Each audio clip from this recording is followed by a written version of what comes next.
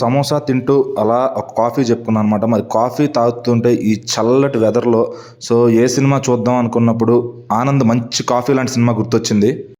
ఈరోజు మన పిక్చర్ ప్యాలెస్లోకి అయితే ఆనంద్ సినిమాని తీసుకొచ్చాం అనమాట. అప్పట్లో ఆనంద్ సినిమా 2004లో ఒక మంచి సెన్సేషన్ అని చెప్పొచ్చు. మెగాస్టార్ చిరంజీవి గారిది శంకర్ దాదాతో పాటు వచ్చిందనమాట. ఇది చిన్న సినిమా ఆడుతుందో లేదో అని టెన్షన్గానే వదిలేరు కానీ షోస్ స్టార్ట్ అయిన తర్వాత దీనికి వచ్చిన అప్లాస్ మామూలుగా లేదు. అప్పటికి శేఖర్ కమ్లా గారు డాలర్ డ్రీమ్స్ అనే ఒక సినిమా చేస్తున్నారు. ఆ తర్వాత ఇది చాలా అంటే మంచి క్లాసిక్ లాగా నిలిచిందనమాట. దీనిలో సాంగ్స్ కానీ ప్రతిదీ అసలు చాలా అద్భుతంగా ఆయన పిక్చరైజేషన్ కానీ సినిమా పైన ఆయనకున్న ప్రేమను కానీ శేఖర్ కమ్లా గారు ఎక్స్ప్లెయిన్ చేసిన విధానం కానీ చాలా అంటే చాలా అద్భుతంగా ఉంటుంది. అండ్ ఇప్పటికీ ఈ సీన్ అయితే నాకు ఫుల్ గూస్ బంప్స్ ఫీల్ వస్తుంది అనమాట. అంటే ఒక ఎటర్లైన్ ట్రస్ట్ అంటారు కదా, అది వస్తుంది అనమాట నాకు. అంటే ఒక్క first love at first sight అంటే ఇదేనేమో బహుశా.